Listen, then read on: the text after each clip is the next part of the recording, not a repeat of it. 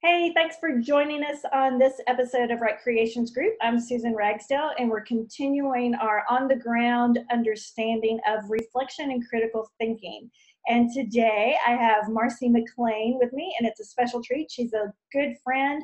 I have long admired the way that she teaches young people to think. She has 17 years, give or take, working with young people from infants through 8th grade. And she is a teacher and educator and has also done work in churches. So, Marci, yay, I'm glad you're here. Thank you, Susan. Thanks for having me. So, we're just going to have a brief conversation. And I want to start with the story you were telling me just the other week when we got to hang out and spend time together, because I think that'll create a good setting for kicking this off. Absolutely. So my 6th grade math class, we were having a discussion about how to get to an answer. And I have one student who is brilliant. She's working 2-3 grade levels above where she's supposed to. She got a perfect score on her test, and everyone defers to her. And I have a student who is ridiculously low in 6th grade. He's scoring around 1st grade and just struggling dramatically with basic addition. And the two of them came up with different answers. And he at first said, well, I'm not going to argue with her. It's her, she must be right. And my deal is in my classroom is you have to prove it. So you have to make your argument. And if you realize in your argument that you've made a mistake, that's okay.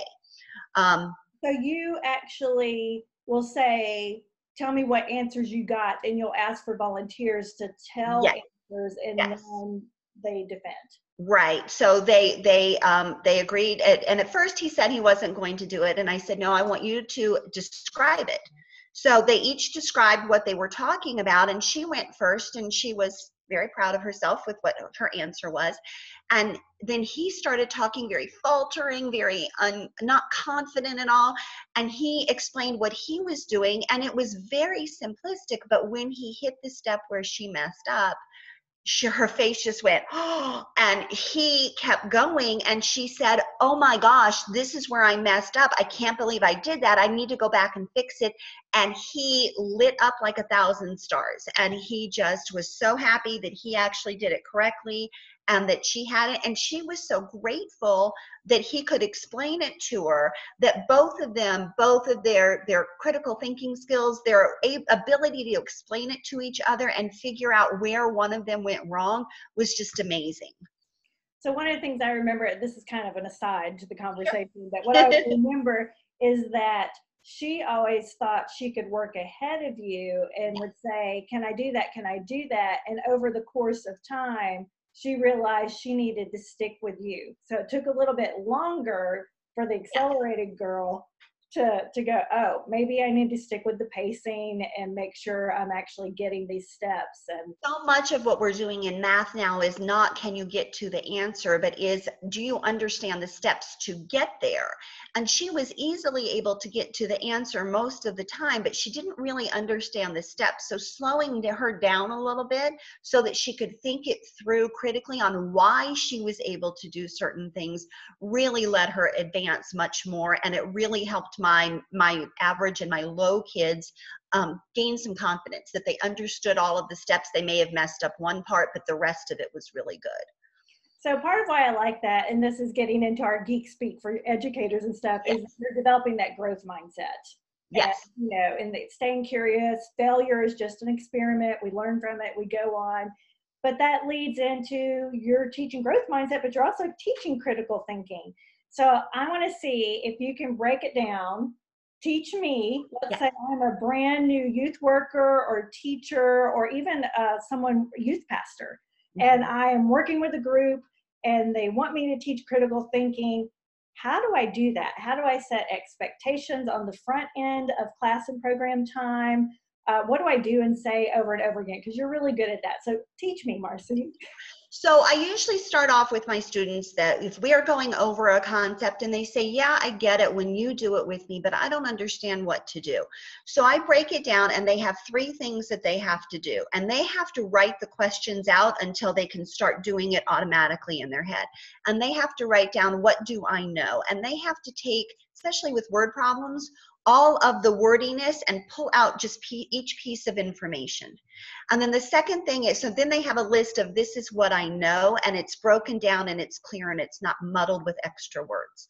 Then they say, what do I need to know? What is the question asking? So I need to know the number of ounces for this many tons. So they really break it down, like what is the question asking? And then the last one is, how am I going to get there? And so that's the part, and that's the starting point, is where kids get lost and they go, it's just too much, I don't know where to start. So we break it down. What do you know? What do you need to know? How are you going to get from what you know to what you need to know?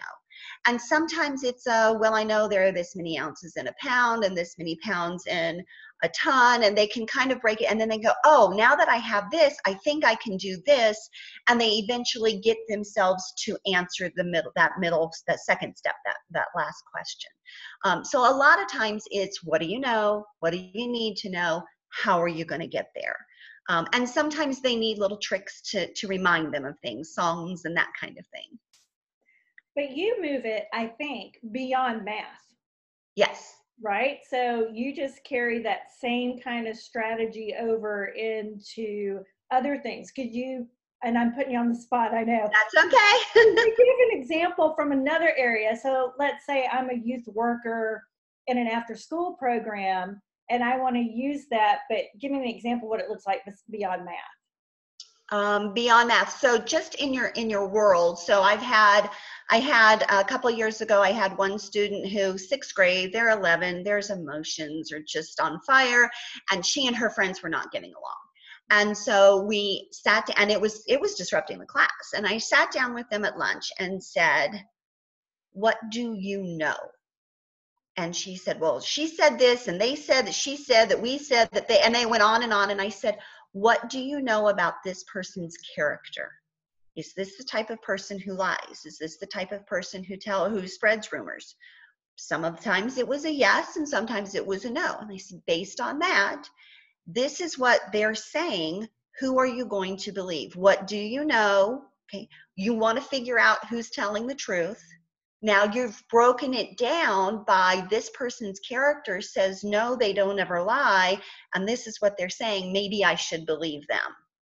And so we kind of broke it down that way. And the ones that were not telling the truth eventually said, I'm sorry, and there were sobs, and I felt like I needed to do this, and then we kind of talked about it with them. And why did you feel that pressure to do that? That's not who you're supposed to be.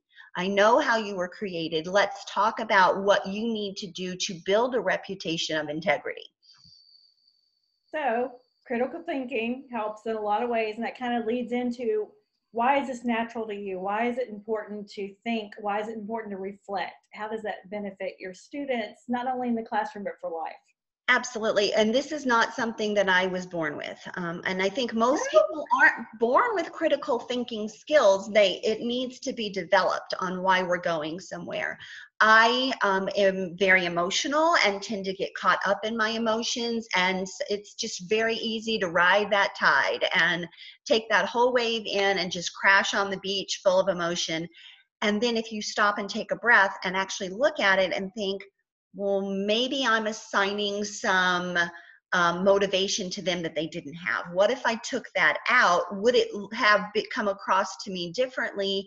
Maybe I'm the one who's doing that. I think it helps with professional relationships. I think it helps with personal relationships to be able to just stop and think of it. Is this really what you intended? And sometimes it's, oh, you intended to be that rude and disrespectful. Okay, now I know what I can do to separate myself from that person so that I don't get hurt by them again, or that I know in my professional relationship, I can completely trust this person, and this person, because I've looked at them critically, I can't trust. They're going to own everything that I've done and take credit for it, and that's not where I want to be. So I can readjust it, and it takes a lot of the emotions out and really helps me have a better attitude about things. So what are a few favorite reflection activities that you've used over the years that you love? So especially, excuse me, with social media being such a big hit, I have them, they'll tweet a summary to me. So they have to do it. Usually it's on an index card. And sorry, I can't talk without my hands. And they will do their summary for me on an index card and turn them in. And that gives me time to look at them at night. So the next morning I can separate them into groups with, okay, this group totally understood it and they were able to explain it. This group might need some help. Let's pair them up to see if they can improve their tweets to me.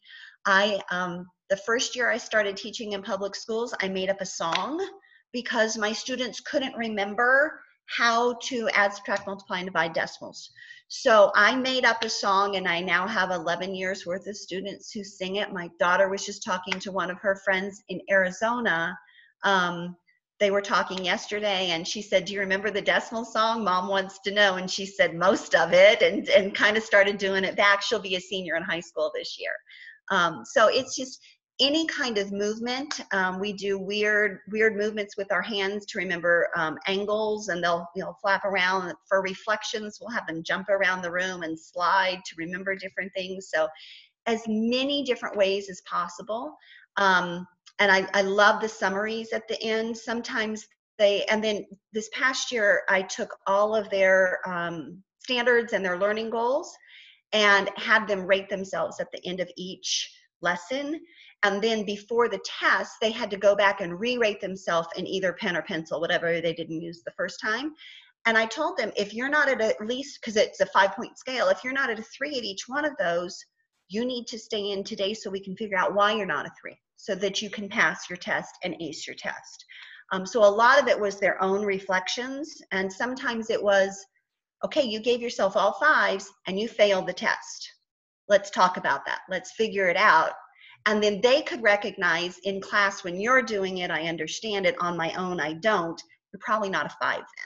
So then let's start grading ourselves better. And now how can we move from where you actually are to a 5? It was a big eye-opener, and it's tough for 6th graders. They're 11 and 12. They don't really understand how to self-reflect. So it was a very big learning process for them. Cool.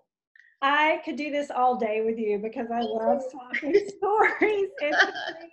And I'm just going to say thank you for taking the time to do this during your summer, which is very precious. Thank you for having me. And look for Great Group Reflection, 60 compelling challenges to prompt self-discovery and critical thinking. Awesome. Like this video, and if we get enough likes, maybe I'll see if Marci will get her students to do the decimal song, and we'll add it on later. That'd be awesome. That would be great. Thank you, Susan. Thank you.